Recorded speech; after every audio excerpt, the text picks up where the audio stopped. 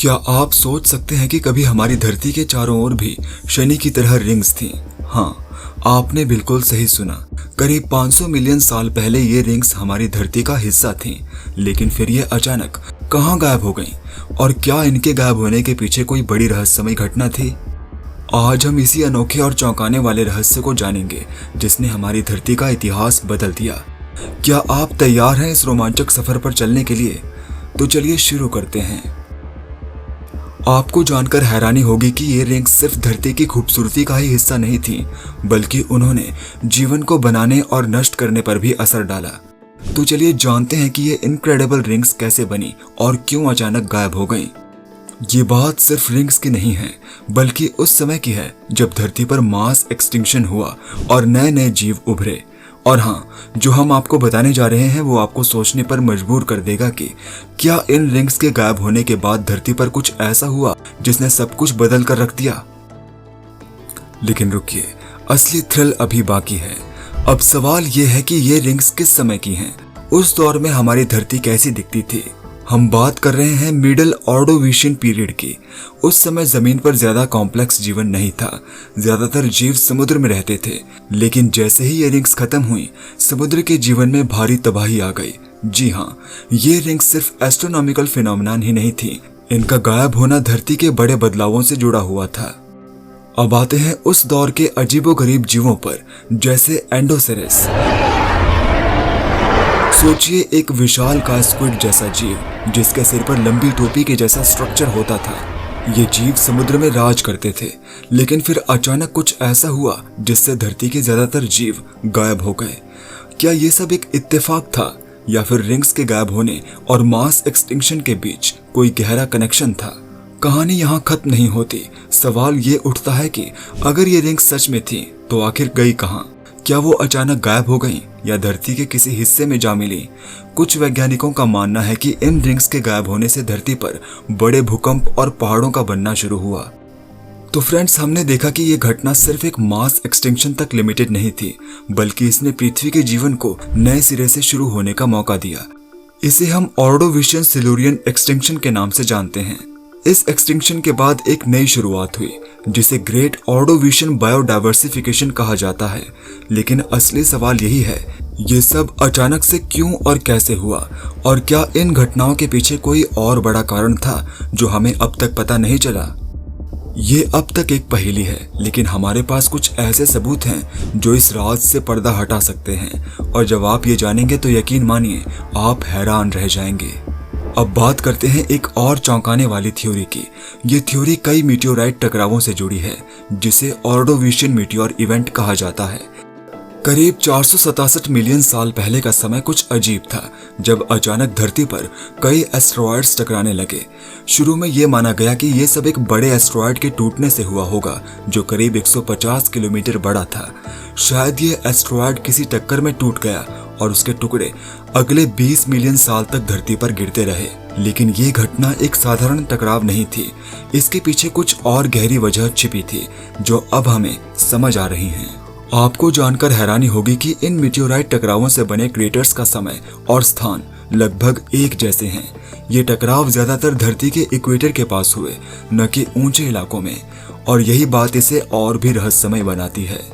क्या ये सब महज एक इत्तेफाक था या इसके पीछे कुछ और बड़ा कारण था? अब जरा एक और इंटरेस्टिंग बात पर ध्यान दीजिए। उस समय हमारी पृथ्वी का नक्शा आज जैसा बिल्कुल नहीं था, और एक और मजेदार बात यह है कि इन एस्ट्रॉयड टकरावों का खास पैटर्न सामने आया है। ज्यादातर क्रेटर्स हमें इक्वेटर के करीब 30 डिग्री लैटिट्यूड के अंदर मिले हैं, और जो सेडिमेंट्स हमें मिले हैं वो दिखाते हैं कि उस समय मीटियोराइट डेब्रिस का लेवल काफी बड़ा हुआ था, मतलब कई टकराव एक साथ हुए होंगे।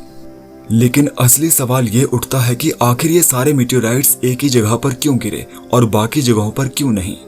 यहाँ एक इंटरेस्टिंग थ्योरी सामने आती है।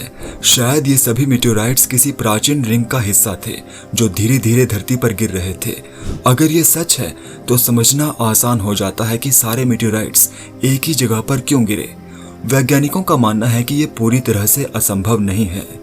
हमारे सौरमंडल के 4 अन्य ग्रहों के पास भी रिंग्स हैं, और हो सकता है कि वे भी उसी तरीके से बनी हों जैसे धरती की रिंग्स बनी।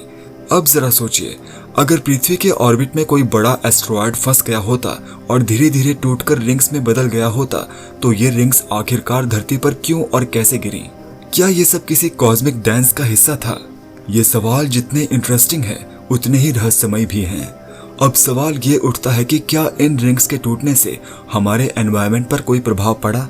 क्या ये मास एक्सटिंक्शन का असली कारण था? कुछ वैज्ञानिकों का मानना है कि जब ये रिंग्स के टुकड़े धरती के एटमॉस्फेयर में आए, तब उन्होंने बड़े न्यूट्रल डिजास्टर को जन्म दिया। इन डिजास्टर्स ने धरती की सतह और उस पर जीवन को हमेशा के लिए बदल दिया, लेकिन इसे अभी तक पूरी तरह से साबित नहीं किया जा सका है। हालांकि कुछ नई रिसर्च ये बताती है कि ये प्राचीन रिंग्स किसी कॉस्मिक घटना का हिस्सा थी, जिसने पृथ्वी के जीवन चक्र को पूरी तरह से बदल दिया। और हो सकता है कि हम इस रहस्य के बेहद करीब हों, वो रहस्य जो हमें बताएगा कि क्यों हमारे सौरमंडल के कुछ ग्रहों के पास अब भी रिंग्स हैं और क्यों धरती की रिंग्स गायब हो गईं। लेकिन फ्रेंड्स, क्या आपको लगता है कि ये कहानी यहीं खत्म हो गई? बिल्कुल नहीं, असली मजेदार बातें तो अभी बाकी हैं। अगली बार हम जानेंगे कि ये रिंग्स कैसे धरती के जियोलॉजिकल हिस्ट्री से जुड़ी हुई थी। इनका टूटना सिर्फ मौसम को ही नहीं, बल्कि भूकंप और पहाड़ों के बनने पर भी असर डालता है। क्या आप जानते हैं कि सैटर्न के रिंग हमेशा नहीं रहेंगे, एक दिन ये टूटकर बिखर जाएंगे। और हाँ, मार्स, कहा जाता है कि उसके पास भी कभी रिंग्स थीं और भविष्य में फिर से बन सकती हैं, जब उसका कोई मून टूटकर बिखर जाएगा। पहले वैज्ञानिक सोचते थे कि शायद धरती के पास भी रिंग्स थीं, जब थेइया टकराव के बाद मून बना था। लेकिन अब हमें ये भी पूरी तरह से पता नहीं है कि क्या ये थेइया टकराव सच में हुआ था या नहीं। नई रिसर्च के अनुसार हो सकता है कि पिछले 500 मिलियन सालों में धरती के पास रिंग्स थीं।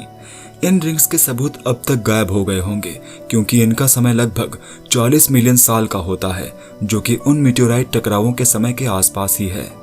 तो ये असामान्य टकराव की घटनाएं शायद किसी एस्ट्रॉयड बेल्ट के टूटने से नहीं, बल्कि एक मीटेओराइट के धरती के पास फंसने से हुई थी, जो धीरे धीरे रिंग्स में बदल गया।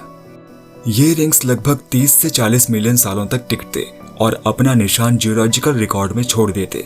धरती के लिए रॉस लिमिट, यानी वो सीमा जहां एक एस्ट्रॉयड टूटकर रिंग्स में बदल जाता है, लगभग 15,800 किलोमीटर या 9,800 मील ऊपर होती है। इसका मतलब है कि ये रिंग्स आसानी से धरती से दिखाई देती और शायद उनका साया भी धरती पर पड़ता। जैसे आप यहाँ देख सकते हैं, सैटर्न के रिंग्स का साया खुद सैटर्न पर गिर रहा है। इसी तरह अगर धरती के पास भी कभी रिंग्स थीं, तो ये साया धरती पर भी पड़ता होगा। और सोचिए, इस साया की वजह से धरती पर धूप कम पहुंचती होगी और हो सकता है कि इससे धरती का तापमान भी गिर गया हो। इस स्टडी में वैज्ञानिकों ने एक और इंटरेस्टिंग थ्योरी दी है। उनका मानना है कि ये साया जो रिंग्स की वजह से पड़ा, उसने एक बड़े ग्लेशिएशन पीरियड को ट्रिगर किया होगा, जो लगभग 460 मिलियन से 420 मिलियन साल पहले तक चला। इस समय धरती पर एक विशाल बर्फ की चादर बन गई, जो आखिरी 3 मिलियन सालों की बर्फ की चादरों से भी बड़ी थी। सोचो, क्या धरती के पास कभी रिंग्स हुआ करती थीं? ये एक स्पेकुलेटिव थ्योरी है, लेकिन इसके पीछे के सबूत बहुत इंटरेस्टिंग हैं। इस थ्योरी को सही से समझने के लिए हमें और ज्यादा रिसर्च की जरूरत है, और सबसे जरूरी चीज है मॉडलिंग। मॉडलिंग हमें ये बताएगी कि वो एस्ट्रॉयड कैसे टूटा, धरती के ऑर्बिट को कैसे बदला और हमारे क्लाइमेट पर इसका असर क्या हुआ। अगर ये थ्योरी सही साबित होती है, तो इसका मतलब है कि ये एक बहुत अनयूजुअल घटना थी, जिसने धरती पर और शायद जीवन के विकास पर भी बड़ा असर डाला होगा। लेकिन क्योंकि ये एक बहुत बड़ा दावा है, इसलिए इसकी दूसरी एक्सप्लेनेशन भी हो सकती है। फिलहाल ये थ्योरी एक शुरुआती स्टेज में है। अब सवाल यह है कि क्या धरती के पास कभी रिंग्स थीं जिनसे इतना बड़ा बदलाव आया, या फिर ये सब एक एस्ट्रॉयड के टूटने की वजह से हुआ? इसका सही जवाब हमें फ्यूचर की स्टडीज से ही मिलेगा। अगर कभी ये साबित हो गया, तो सोचो, ये ग्रहों के क्लाइमेट को बदलने का एक नया तरीका हो सकता है। कुछ वैज्ञानिकों का तो यहाँ तक कहना है कि हम इस टेक्निक का इस्तेमाल वीनस पर भी कर सकते हैं। अगर हम वीनस के चारों ओर रिंग्स बना सकें, तो हो सकता है कि हम उसे ठंडा कर दें और उसका एटमॉस्फेयर बदल जाए। तो अगर ये थ्योरी सही साबित होती है, तो न सिर्फ हमारे ग्रह की समझ, बल्कि पूरे सोलर सिस्टम की अंडरस्टैंडिंग बदल जाएगी। धरती के रिंग्स की बात सिर्फ एक पुरानी कहानी नहीं, बल्कि ये हमें बताती है कि प्लैनेट्स और उनके क्लाइमेट में अब भी कितने राज छिपे हुए हैं। ये सवाल हमें हर बार सोचने पर मजबूर करते हैं कि हम ब्रह्मांड के कितने हिस्सों को समझ पाए हैं और कितने ऐसे हैं जो अभी भी हमारी पहुंच से दूर हैं। शायद एक दिन जब हमारी तकनीक और समझ और बढ़ेगी, हम इन सवालों के ठोस जवाब पा सकेंगे। सोचो, क्या धरती के पास सच में कभी रिंग्स हुआ करते थे? और क्या हम एक दिन दूसरे प्लैनेट्स के क्लाइमेट को सिर्फ रिंग्स के जरिए चेंज कर पाएंगे? सबसे बड़ा सवाल यही है, क्या इन रिंग्स का रहस्य हमें हमारे प्लैनेट के डेवलपमेंट और यूनिवर्स के अनगिनत सीक्रेट्स तक ले जाएगा? शायद एक दिन हमें इन क्वेश्चंस के आंसर्स मिल जाएंगे। तब तक इन मिस्ट्रीज की खोज हमें नई पॉसिबिलिटीज और आइडियाज की ओर ले जाती रहेगी। आखिर हमारी क्यूरियोसिटी ही हमें आगे बढ़ने का रास्ता दिखाती है।